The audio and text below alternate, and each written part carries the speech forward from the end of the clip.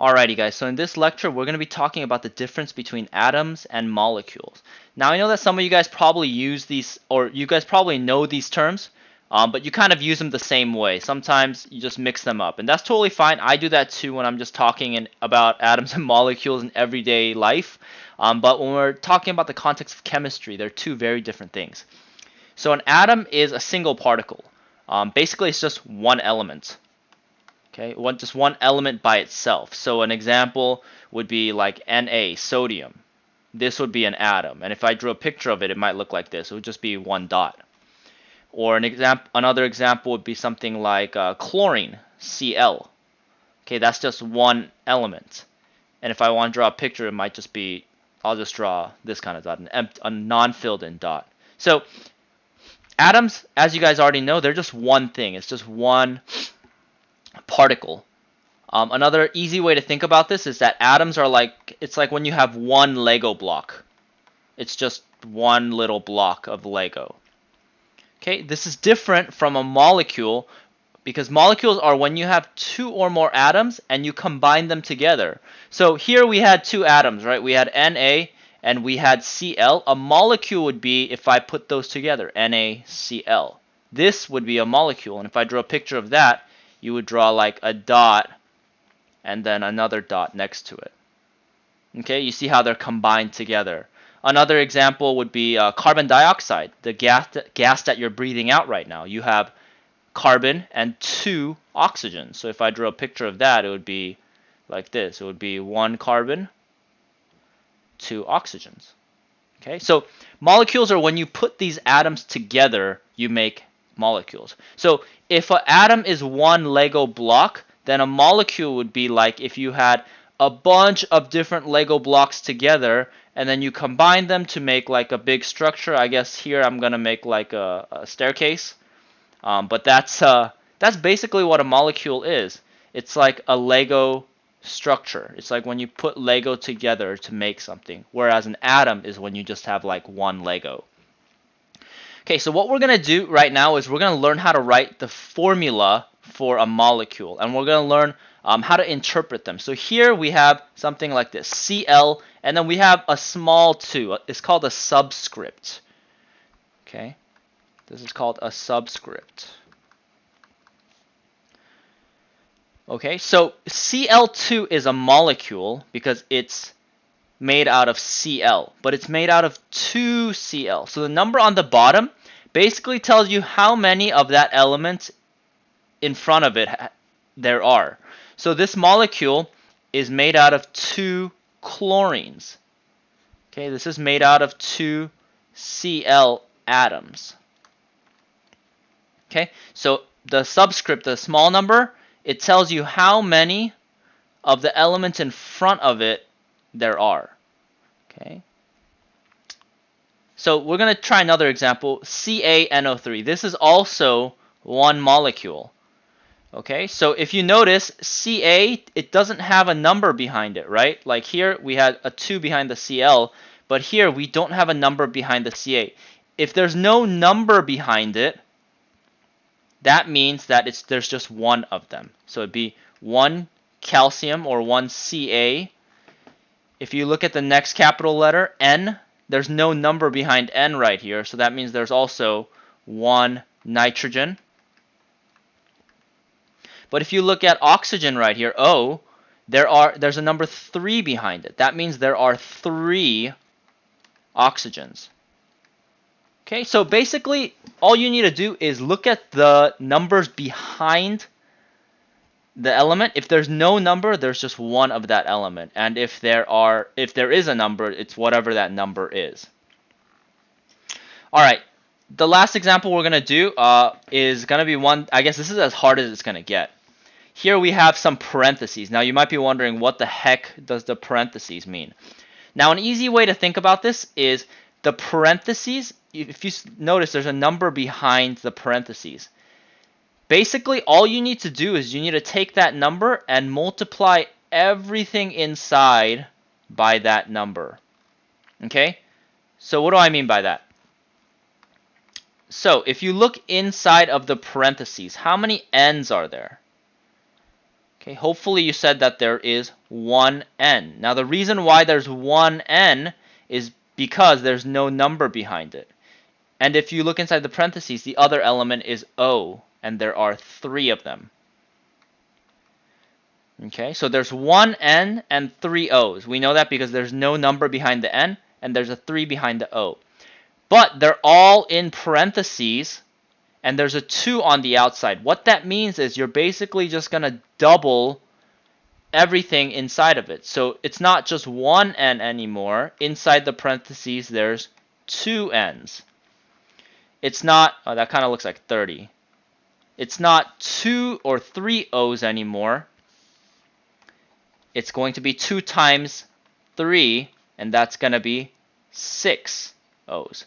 So when you have this molecule, when you have MgNO3-2, basically this back part right here with the parentheses, it's just telling you that there are 2 N's and 6 O's.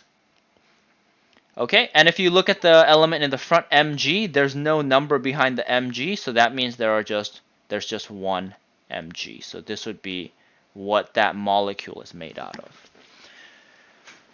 Okay, so if you feel like the parentheses thing is a little bit confusing still, just remember the number on the outside of the parentheses, you just multiply everything on the inside by that number on the outside. All right, let's do a couple examples and then we'll move on to the last topic.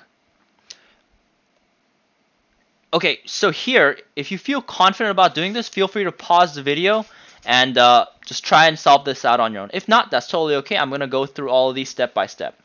So what we're going to figure out are 3 things. How many atoms make up the following molecules? Okay? And then we're going to figure out how many of each element there are. And then for the first 2, for A and B, we're going to draw a picture. Okay?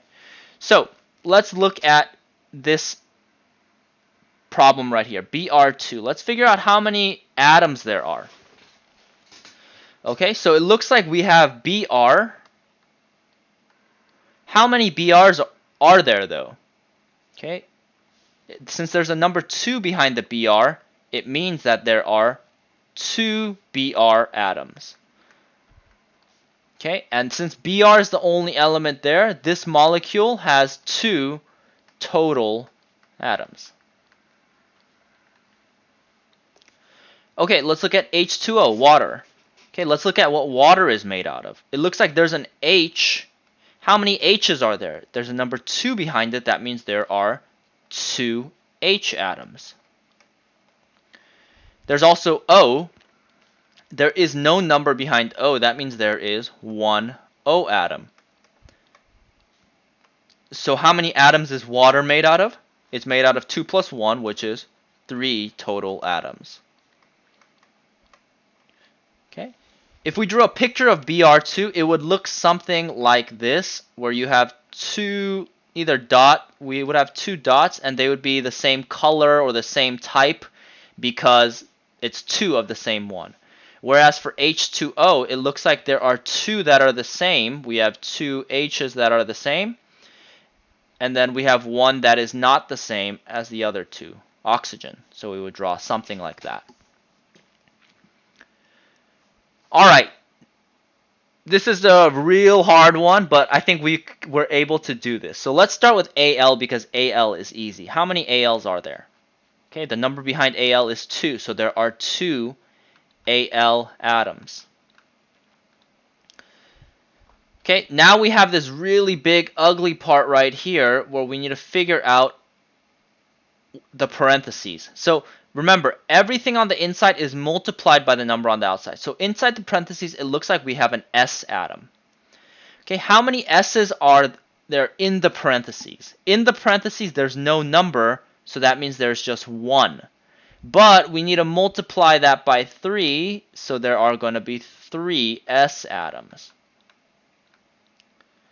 Okay, and then for oxygen, the last one, it looks like inside the parentheses there's 4, but we have to multiply that by 3, so 4 times 3 is 12, so there are 12 oxygen atoms. Okay, so how many total atoms are inside this molecule? This molecule is made out of 2 plus 3, which is 5, plus 12. It's made out of 17 total atoms. And for this one, you don't need to draw the picture because that would be just cruel of me to make you do that. Okay, so again, big key thing to remember is for the parentheses, just remember that you multiply everything on the inside by the number on the outside. Okay? Alrighty, let's move on to the final topic for today's lecture. So for the final topic, we are going to be learning how to write something called chemical reactions or chemical equations. Okay, so the cool thing about chemistry, unfortunately, we haven't been able to do it because of COVID. But the cool thing about chemistry is you get to mix a lot of stuff together. You get to mix chemicals to make new chemicals. But in order for us to know what we're going to be mixing and what we're going to make, we need to write something called a chemical equation. Now, a chemical equation basically tells you what happens when you mix or when you combine different chemicals. Okay, a chemical equation just tells you what happens when you combine different chemicals.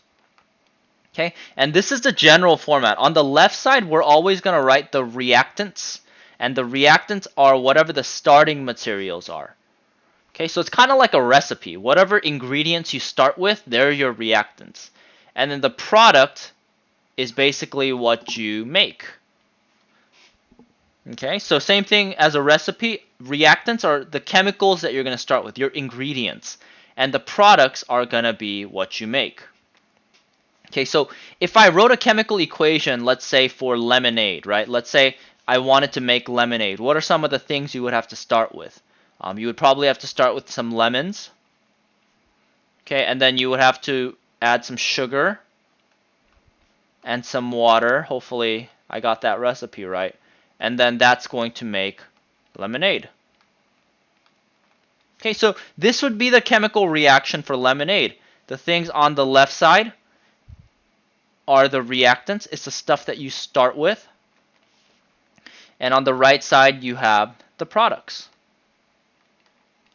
Okay, same thing for if I had like a pretty complex chemical equation. Let's say I had I don't know, CH4 plus O2 is going to make CO2 plus H2O. Okay, so same thing here. If I had something that looked like this, it would just basically tell you that on the left side, this is what you're starting off with, and on the right side, this is what you're going to end up with.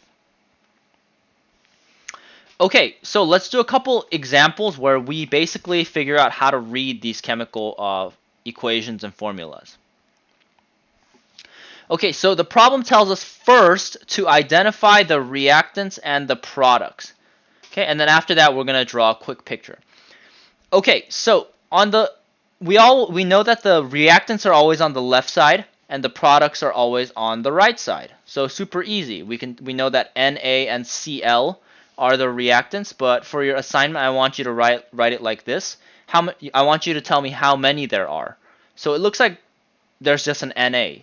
There's no number next to it, so it's Na. There's one Na. Okay? And then there is one Cl. So these are the reactants.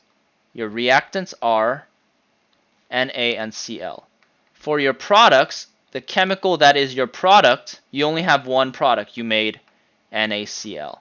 Okay? And NaCl is actually table salt, so it's the salt that you eat. It's made out of Na and Cl, sodium chloride. And if we drew a picture of the reaction, it would look something like this. Na is one element. We just have one of the Na, so I'm going to just draw like a dot. Plus Cl is another element. It's a different type of dot, so I'll just draw an open one. And that's going to produce NaCl, which is just the combination of the two. So this would be Na plus Cl. And then they combine together. They stick together like this, and they make NaCl. Okay, here we're going to write the reactants. Okay, the things on the left side of the chemical formula. So here, instead of an element now, we have a molecule. We have H2. Now, if you notice the number in front of H, there's a number. There's the number 2. Since there's a number 2 in front of the H2, that means there are 2 H2 molecules. Okay, so if we were going to start drawing our picture right now, if I wanted to draw H2, it would look something like this. Okay, it's going to be 2 H molecules stuck together. Okay, plus, what is that made out, or what is it combining with? It's combining with O2. How many O2s are there? There's no number in the front. If there's no number in the front, that means it's just 1. So it would be H2 plus O2. So it would look like this. Okay, but remember, there's 2 of the H2, so there would be 2 of them. So I would have to draw 2 separate H2 molecules.